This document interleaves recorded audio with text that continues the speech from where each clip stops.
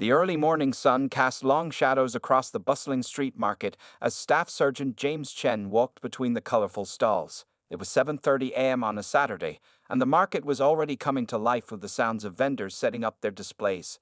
The smell of fresh bread and coffee filled the air, mixing with the scent of ripe fruits and flowers. James had been back from Afghanistan for just 3 weeks. His third tour had ended quietly. The habits formed during his military service remained strong. Even now, dressed in simple blue jeans and a plain black t-shirt, he carried himself with the unmistakable bearing of a soldier. His eyes continuously scanned his surroundings, a practice that had saved his life more than once overseas. The morning shopping trip had become his new routine. His mother was recovering from hip surgery, and James had temporarily moved back home to help her. Every Saturday, he would wake up early, do his usual 100 push-ups and 5-mile run, then head to the street market to buy fresh vegetables and fruits for the week. Mrs. Lee, the elderly Korean vegetable vendor, waved at him as he approached her stall. She reminded him of his grandmother, with her kind eyes and weathered hands that spoke of years of hard work. "Good morning, young man," she called out, already reaching for the best bok choy she had saved especially for him. James smiled, the expression softening his otherwise serious face. "Good morning, Mrs. Lee," he replied, his voice carrying the quiet confidence of someone used to giving commands. "How's business today?" As Mrs. Lee chatted about the morning's activities, James noticed three rough-looking men entering the parking lot on motorcycles. The machines were loud, too loud for normal exhaust systems. He filed away this observation automatically, the way he'd learned to notice everything unusual during his deployments. Standing at the vegetable stall, James appeared relaxed, but his body had already shifted into a state of increased awareness. At 6'0" and 185 pounds of lean muscle, he didn't look like someone to mess with, yet his demeanor remained approachable. The other regular vendors and shoppers often felt safer when they saw him around, though they couldn't quite explain why. James checked his watch, a sturdy black G-Shock that had survived 3 tours with him, and continued his shopping. His mother had given him a detailed list: tomatoes, onions, garlic, bell peppers, and some fresh herbs. She was determined to cook again, even if she needed to use a walker to move around the kitchen. Her strength reminded him of the resilience he'd seen in war-torn villages, where life somehow always found a way to continue. The market was getting busier now. A young family with 2 small children passed by, the kids pointing excitedly at a display of colorful dragon fruit. An old man carefully examined each apple before placing it in his basket. A group of college students, probably from the nearby university, laughed as they compared prices on different coffee stands. James stopped at Mr. Garcia's fruit stall, where he always bought oranges. The elderly vendor was unusually quiet today, his normal cheerful greeting replaced by a worried look. When James asked if everything was okay, Mr. Garcia glanced nervously at something behind him. "Those men," Mr. Garcia whispered, nodding slightly toward the bikers who had just parked. "They've been causing trouble at other markets. Last week, they broke Miguel's stand when he couldn't pay them."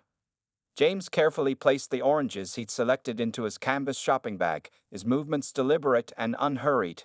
He'd seen this kind of situation before, not just in war zones, but in peaceful places where people took advantage of those weaker than themselves. The familiar calm of pre-mission focus settled over him, even as he maintained his casual shopping demeanor. The sound of a box crashing to the ground echoed through the market, followed by nervous murmurs from the crowd. James didn't turn to look, not yet. Instead, he finished paying Mr. Garcia, thanked him quietly, and took a slow breath. His situational awareness, honed by years of military service, told him exactly where each of the bikers was without having to look directly at them. The peaceful morning was about to become anything but peaceful, and Staff Sergeant James Chen knew it better than anyone else in the market. The 3 motorcycles growled through the market's parking area, their modified exhausts setting off several car alarms. People turned to stare as the riders, wearing dirty leather vests with skull patches, parked their bikes across 2 spaces each. The leader, a tall man with a scraggly gray beard and a bandana, kicked down his stand with unnecessary force. "Showtime, boys," he said loudly enough for nearby shoppers to hear. His companions, one short and muscular with tattoos covering his neck, the other lean with a shaved head and a long scar across his left cheek, laughed as they dismounted their bikes. James watched their reflection in Mr. Garcia's display mirror while pretending to examine a pile of apples. The bikers moved like predators, but their swagger showed poor tactical awareness. They were bullies used to intimidating civilians, not trained fighters. The leader kept his right hand close to his vest, suggesting he might be carrying something illegal. The market's atmosphere changed instantly. Parents pulled their children closer, elderly shoppers hurried to leave, and vendors became unusually focused on arranging their displays. The college students who had been laughing earlier quickly paid for their coffee and left, avoiding eye contact with the bikers. "Hey there, sweetheart," the leader called out to a young woman at the flower stall. She grabbed her purchases and walked away quickly, her face pale. The bikers laughed again, their voices echoing off the market's metal roof. The short one with neck tattoos. James mentally labeled him Neck Tattoo, approached Mrs. Lee's vegetable stand. He picked up a bunch of carrots, took a bite, and spat it out on the ground. "This stuff tastes like dirt," he announced, throwing the carrots back onto her carefully arranged display. "Please," Mrs. Lee said softly, her hands trembling as she tried to rearrange the vegetables. "Please don't damage the produce. I have to sell these." The third biker, the one with the scar, knocked over a box of bell peppers. "Oops," he said, grinning. "Looks like you dropped something, Grandma." James set down his shopping bags behind Mr. Garcia's stall. The old vendor shook his head frantically, trying to warn him not to get involved. But James had seen this type of escalating intimidation before, both in war zones and back home. He knew it wouldn't stop unless someone stepped in. The leader was now moving between stalls, stopping at each one to make comments about protection money and insurance against accidents. Some vendors looked at their feet, others pretended not to hear him, but they all shared the same expression of fear and resignation. A young boy, probably around 12, tried to help Mrs. Lee pick up the scattered vegetables. Neck Tattoo shoved him aside, making the child stumble and fall. The boy's mother rushed forward to pull him away, apologizing repeatedly to the bikers even though she had nothing to apologize for.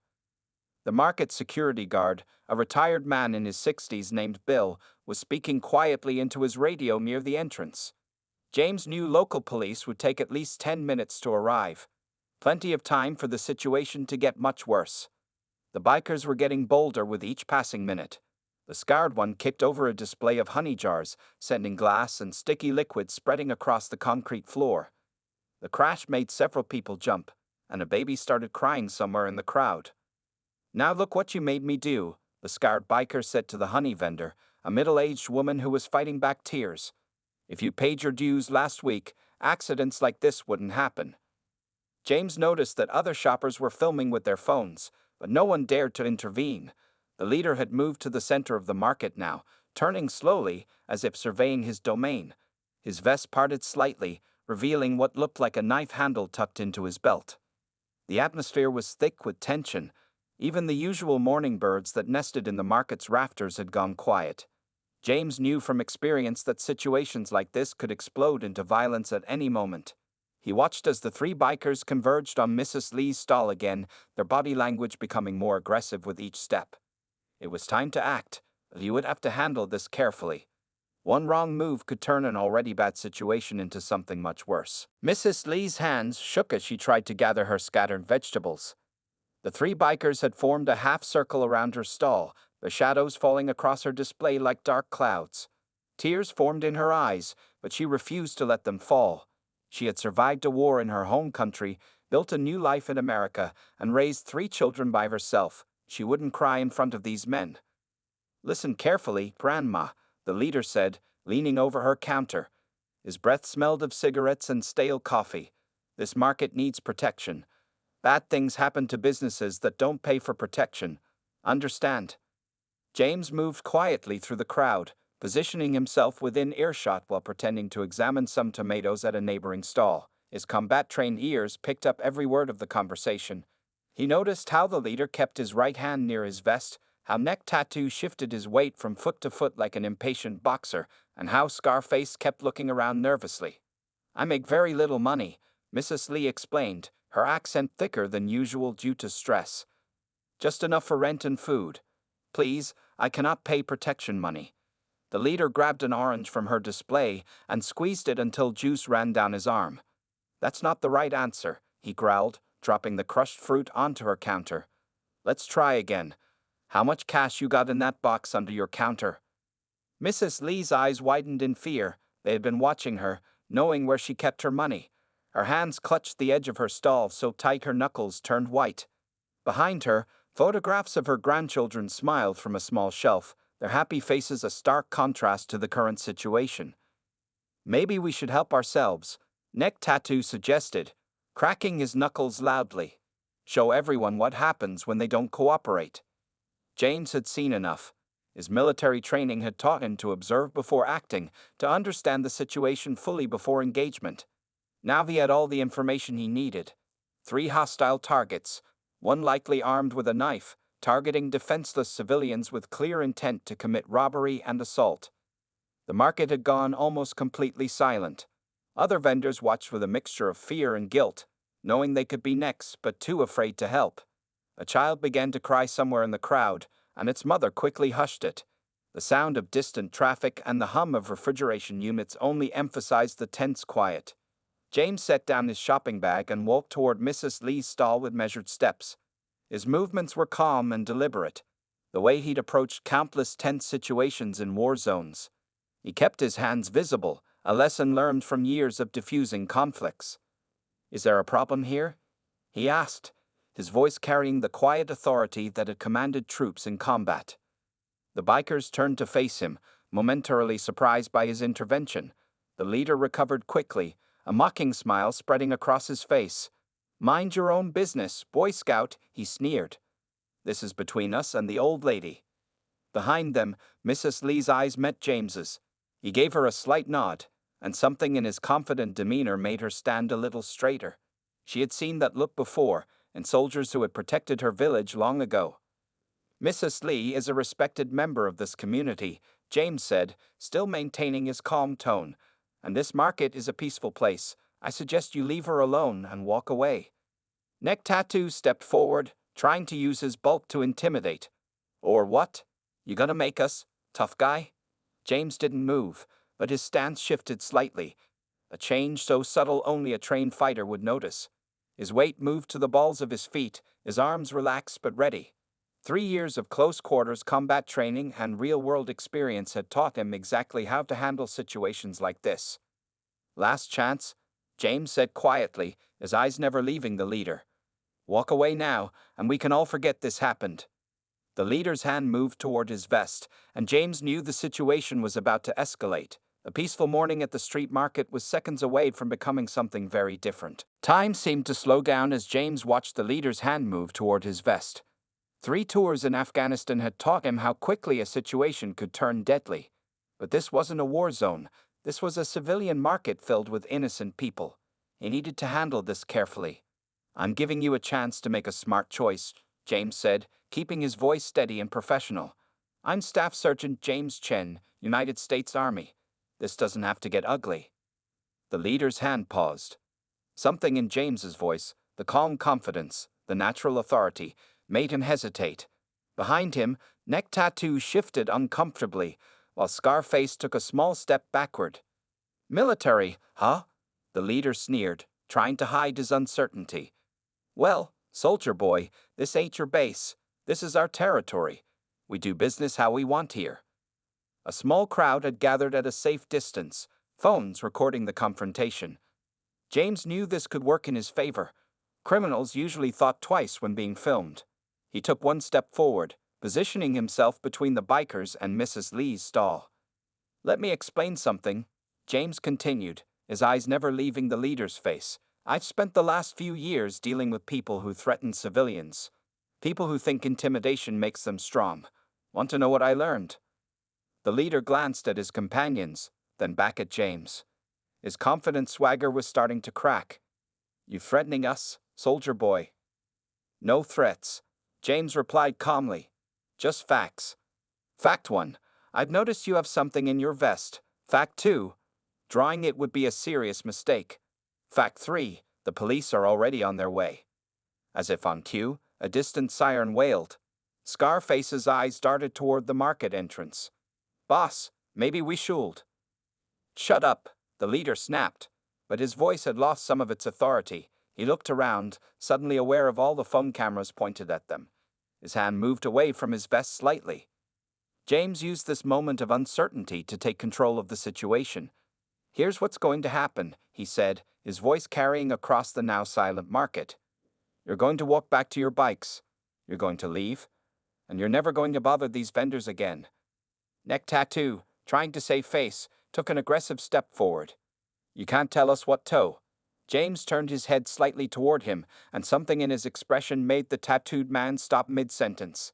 It wasn't anger or fear in the soldier's eyes. It was absolute certainty. The certainty of someone who had faced far worse threats and prevailed.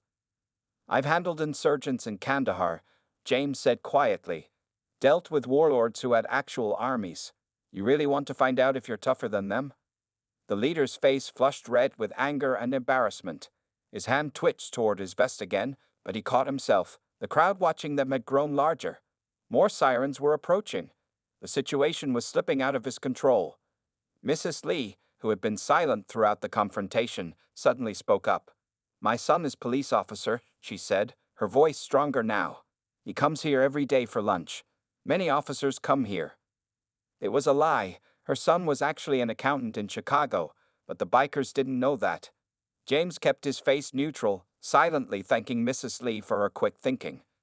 The leader looked around one more time, weighing his options. The market had become very still, like the moment before a storm breaks. Even the usual morning sound seemed muted, as if the world was holding its breath. "This isn't over," he growled, but his words lacked conviction. He jerked his head at his companions. "Let's go. This place ain't worth our time anyway." But everyone watching knew it was over. The bikers' intimidating presence had been broken by one soldier who refused to look away. As they began to back off, James remained motionless, his stance relaxed but ready. He had seen this moment before, the critical point where a situation could still explode into violence if handled wrong. The next few seconds would determine whether this ended peacefully or became something much more serious. The leader took 2 steps backward, his face twisted with rage and humiliation. Everything about his body language told James what was coming next: the tensed shoulders, the clenched jaw, the way his right foot shifted slightly. 3 tours in combat zones had taught James to read these signs like words on a page. "Nobody makes us back down," the leader snarled suddenly, and lunged forward with a wild punch aimed at James's face. Time seemed to slow down for James, just like it had in combat. His training kicked in automatically. The punch was sloppy, thrown with anger rather than skill. James could have easily knocked the man out, but that wasn't the right move here. This was a civilian market, not a battlefield. Instead, James shifted slightly, letting the punch sail past his head. The leader, carried forward by his own momentum, stumbled past him. James placed a firm hand on the man's shoulder, using his attacker's forward motion to guide him into a nearby empty stall. The leader crashed into some empty cardboard boxes, more surprised than hurt. "Stay down," James commanded, his voice carrying the same authority he'd used to direct troops under fire. "Don't make this worse." But Neck Tattoo had already pulled something from his back pocket, a set of brass knuckles that glinted in the morning sun. Behind him, Scarface reached for what looked like a small knife in his boot. Mrs. Lee screamed a warning. Other vendors quickly backed away, pulling children with them. Someone in the crowd shouted that they'd called the police. The market had become a scene of chaos, but James remained perfectly calm. This wasn't his first time facing multiple armed opponents. "Last warning," James announced clearly, making sure the phone cameras could record his words. "Drop your weapons, or this gets very bad for you." Neck Tattoo charged forward, brass knuckles raised. James waited until the last possible moment, then moved with the fluid precision that hundreds of hours of combat training had burned into his muscle memory. He stepped inside Neck Tattoo's wild swing, grabbed the man's wrist, and used a simple joint lock that he'd learned in basic training. The brass knuckles clattered to the ground as Neck Tattoo let out a yelp of pain. James held the lock firmly but carefully, enough pressure to control, not enough to cause serious injury. This wasn't about hurting anyone, it was about ending the threat. Scarface hesitated, his knife half-drawn. He looked from his friend, now effectively immobilized by James's hold, to his leader who was still tangled in the cardboard boxes. The situation had spun completely out of their control. "Drop it," James ordered, staring directly at Scarface. Now. The knife clattered to the ground. James kept his hold on Neck Tattoo, whose face was now pressed against a display table, his arm locked behind him at an awkward, but not damaging angle. The leader had managed to get back to his feet, his face red with rage and embarrassment. He reached into his vest, and James saw the handle of what looked like a hunting knife. Several people in the crowd gasped. "Don't," James said quietly, but with absolute authority. "Look around you." The leader did look around, and what he saw made him freeze. Dozens of phone cameras were recording everything. The sound of police sirens was getting closer. Market security had finally arrived at both entrances, blocking any escape route. But most importantly, he saw in James's eyes the look of someone who had faced real violence and knew exactly how to handle it. The hunting knife dropped to the ground. "On your knees," James ordered, maintaining his hold on Neck Tattoo. "Hands where I can see them." The leader's shoulders slumped in defeat. He knew it was over.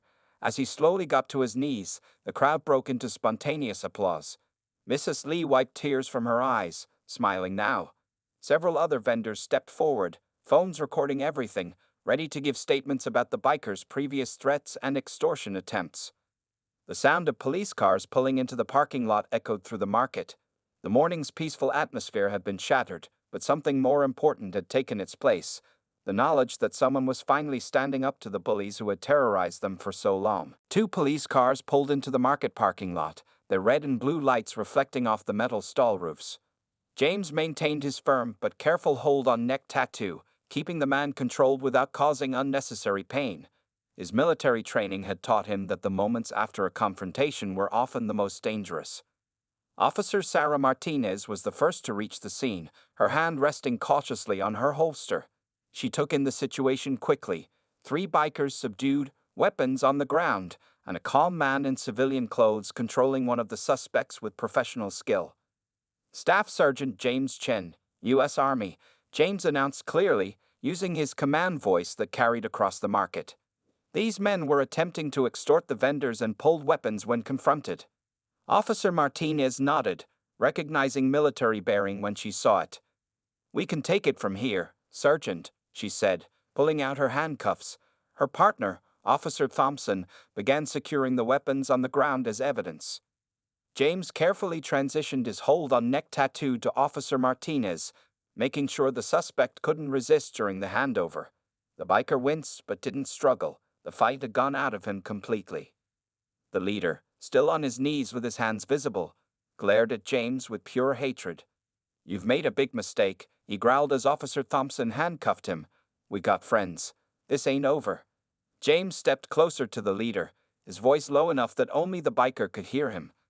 "I've spent 3 tours dealing with people who make threats. Want to know what they all had in common? They never saw what was coming until it was too late. Remember that before you or your friends think about coming back here." The leader's face paled slightly. Something in James' quiet tone, the absolute certainty in his eyes, told him that this soldier wasn't making empty threats. This wasn't some weekend warrior playing tough. This was someone who had faced real violence and knew how to handle it.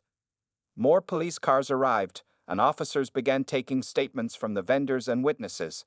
Many people stepped forward, showing videos they had recorded on their phones. Mrs. Lee described how the bikers had been extorting money from vendors for weeks. Other merchants shared similar stories, finally feeling safe enough to speak up. "You did good work here," Officer Martinez told James as her colleagues led the handcuffed bikers to the patrol cars. "But be careful. These types often have gang connections." James nodded, but wasn't worried. He'd faced down warlords and insurgents in Afghanistan. A few local thugs didn't concern him. Still, he made a mental note to install some security cameras at his mother's house, just to be safe. The market slowly began to return to normal. Vendors straightened their displays, customers resumed their shopping, and the morning sun continued its climb in the sky. But something had changed. People walked a little taller, smiled a little more freely. The cloud of fear that had hung over the market had been lifted. Mrs. Lee approached James, her eyes bright with tears. In her hands, she held a bag filled with her best vegetables. "Please," she said, trying to give him the bag. "For protecting us. No charge." James smiled but gently pushed the bag back toward her. "No need for that, Mrs. Lee. just doing what anyone should do. But Mrs. Lee insisted, and they finally compromised. James would accept one apple, and she would sell the rest of her produce as usual. It was important, he knew, to let people show their gratitude in their own way. As James helped clean up the knocked-over displays and broken boxes, other vendors came to thank him. Many shared stories about how the bikers had been terrorizing the market for months, making their lives miserable. A young boy, maybe 7 or 8 years old, looked up at James with wide eyes and said, "Are you a superhero?" James chuckled and shook his head. "No, just a soldier who likes shopping at the market." But as he looked around at the now peaceful scene, families shopping, children laughing, vendors calling out their wares without fear, he felt the same satisfaction he'd experienced after successful missions overseas. Sometimes, he realized, the most important battles weren't fought in far-off lands, but right here at home. The next few hours at the market turned into a flurry of activity. Police officers moved through the stalls, taking detailed statements from vendors and customers. Detective Sarah Wilson arrived to lead the investigation, her notebook filling quickly with accounts of the bikers' previous threats and extortion attempts. James sat on a wooden crate near Mrs. Lee's stall, giving his statement to Detective Wilson. He described the events with military precision, noting every detail that might be important. The detective was particularly interested in his mention of the bikers' possible gang connections. "This might be bigger than just 3 guys causing trouble," Detective Wilson said, closing her notebook. "We've had similar reports from other markets in the area. Your actions today might help us break up a larger extortion ring." As she spoke, forensics teams photographed the weapons that had been dropped during the confrontation. The hunting knife, brass knuckles, and smaller knife were carefully bagged as evidence. Officers also collected dozens of video recordings from witnesses' phones, ensuring they had plenty of evidence for prosecution. Mrs. Lee had become something of a hero herself, with other vendors praising her courage in speaking up. She moved between stalls, offering cups of hot tea to police officers and witnesses, her earlier fear replaced by quiet dignity. When she reached James, she pressed a cup into his hands despite his polite protests. "My husband was soldier too," she said softly, her eyes distant with memory. "In Korea. He'd always said good men must stand up to bad men. Today you remind me of him." The market security guard, Bill, approached James with an embarrassed look. "I'm sorry I couldn't do more," he said, shifting his feet. "They always came in groups, and at my age." He gestured at his gray hair. James shook his head. "You did exactly right," he assured the older man. "You called the police, kept people calm, and didn't escalate the situation. That's good security work." Around them, the market was slowly returning to its normal rhythm. Vendors who had hidden during the confrontation returned to their stalls. Customers began shopping again, though many stopped to share their own stories about the bikers or to thank James personally. A local news van pulled into the parking lot around noon. The reporter, a young woman with a professional smile, headed straight for James. But he politely declined to be interviewed, suggesting instead that she talk to the vendors who had endured months of intimidation. This wasn't about him, he insisted. It was about the community standing up for itself. Officer Martinez returned with some paperwork for James to sign. "The bikers are singing like canaries at the station," she said with satisfaction. "Turns out they're connected to a larger gang operating in 3 counties. Your intervention might have given us the break we needed to shut them down." James nodded, remembering similar situations in Afghanistan where standing up to one group of troublemakers had encouraged others to speak out against intimidation. Sometimes all people needed was to see that resistance was possible. As the afternoon approached, James gathered his shopping bags, now somewhat crushed from the morning's events. His mother would be wondering where he was. He'd been gone much longer than usual for his Saturday shopping trip. Mr. Garcia stopped him before he could leave.